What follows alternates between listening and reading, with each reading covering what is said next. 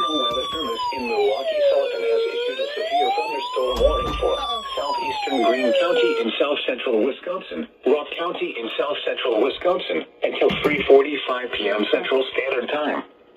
At 2:37 p.m. Central Standard Time, a severe thunderstorm was located over Davis, or 13 miles south of Brodhead, moving northeast at 35 miles an hour. Hazard, 60 miles an hour wind gusts and quarter-size hail. Source, radar indicated. Impact, hail damage to vehicles is expected. Expect wind damage to roofs, siding, and trees. Locations impacted include Janesville, Beloit, South Beloit, Brodhead, Clinton, Orfordville, Footville, Newark, Tiffany, Hanover, Avalon, Afton, Chaupier, Avon, Emerald Grove, Lyton, and Fuggs Hollow. For your protection, move to an interior room on the lowest floor of a building.